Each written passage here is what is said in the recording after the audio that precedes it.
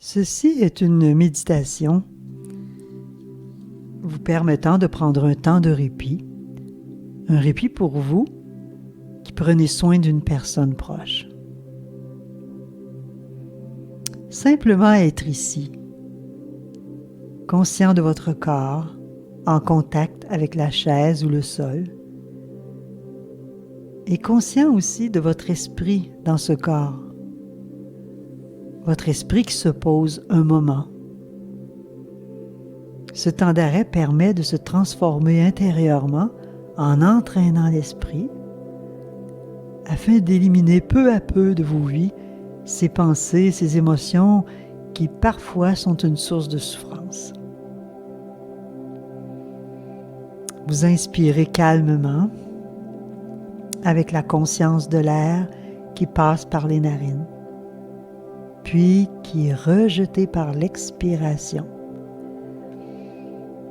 Et après un bref moment d'arrêt, une autre inspiration, puis une autre expiration.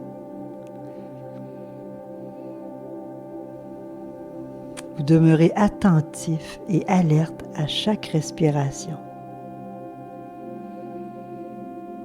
Vous soutenez cette attention au souffle pendant quelques instants, puis vous observez votre corps qui est là, en pause.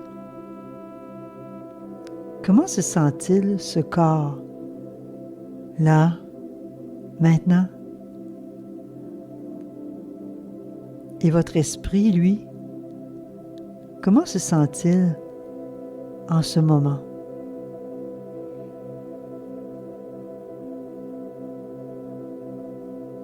La tâche de la méditation, c'est de permettre aux pensées de ralentir parce que bien souvent, les pensées s'enchaînent, une idée menant à l'autre.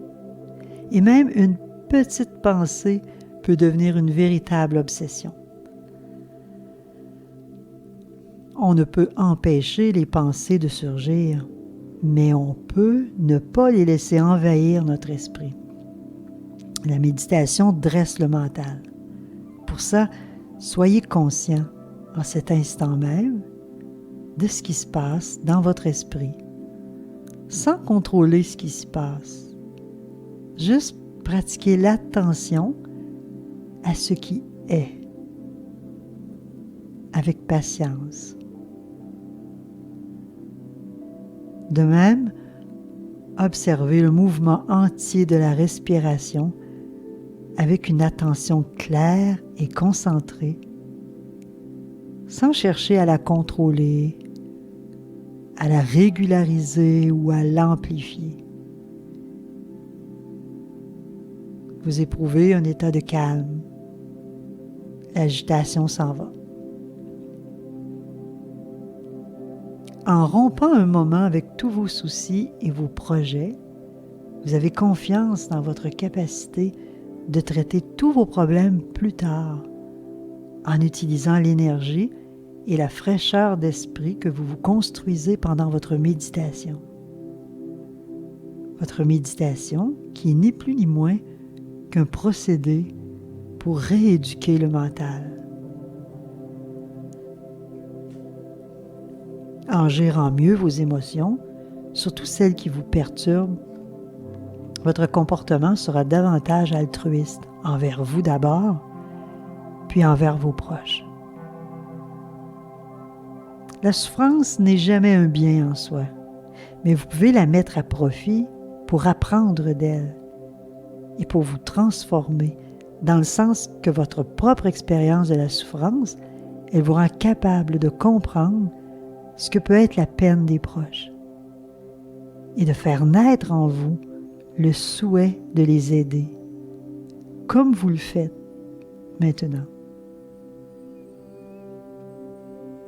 Une fois libre et apaisé, l'esprit est capable de mieux percevoir sa propre souffrance intérieure, puis celle des autres. Il est capable aussi de mieux juger les situations et d'étendre ainsi une compassion véritable.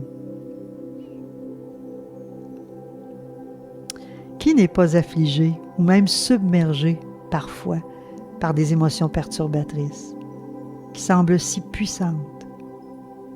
Et pourtant, quand on les analyse, on ne peut les cerner. Où se situe par exemple cette peur qui vous paralyse? Quelle est sa forme? Sa couleur? Même chose pour la détresse. Quelle est sa forme? Quelle est sa couleur, cette détresse? Où loge-t-elle? C'est ainsi que peu à peu, vous libérez la pensée ou l'émotion qui surgit et elle cesse de perturber votre esprit. Elles se dissolvent par elles-mêmes à mesure qu'elles surgissent. Puis un jour, vous les observez traverser votre esprit de la même façon qu'un oiseau parcourt le ciel, c'est-à-dire sans laisser de traces. Vous les libérez, ces pensées, ces émotions, de sorte qu'elles ne laissent pas de traces dans votre esprit et qu'elles ne l'enchaînent plus. Après tout, elles n'ont pas de consistance. Alors pourquoi aurait-elle le pouvoir de vous déstabiliser parfois? La concentration sur votre souffle permet de contrôler votre esprit et de le former afin de ne pas le laisser vagabonder un seul instant. C'est à votre esprit que vous avez affaire du matin au soir, à chaque instant de votre vie. Et sa moindre transformation a des répercussions favorables sur le cours de votre existence et sur votre perception du monde. Se transformer intérieurement permet d'acquérir une force intérieure suffisante afin de se préparer à soulager les souffrances d'autrui, mais après avoir soulagé ses propres souffrances. Votre esprit est spacieux et il est aussi malléable. Vous le constatez, il peut adopter une attitude positive ou négative en fonction des conditions. De même, vous pouvez devenir une source de paix, de bonheur, de joie pour vos proches. Et vous pouvez aussi empêcher les pensées ou les émotions d'enfler jusqu'à la tempête intérieure. Un esprit libre et vaste, serein, est beaucoup plus apte à considérer une situation douloureuse d'un point de vue altruiste qu'un esprit constamment affligé par des conflits internes. La souffrance qui se présente sous la forme de la colère ou de la peur, ou même de la haine ou du désespoir, vous en prenez soin en pratiquant la respiration consciente ou la marche en pleine conscience. Il y a en vous une île sûre. Visualisez cette île qui est ni plus ni moins qu'un lieu de recueillement. Chaque fois que vous souffrez, que vous vous sentez perdu, revenez en vous-même. Personne ne peut vous prendre votre île intérieure, qui est la pleine présence à votre souffle, la pleine conscience de votre respiration. Ressentez en ce moment ce lien avec vous-même en inspirant et en expirant librement, tout en ayant conscience du passage de l'air dans vos narines.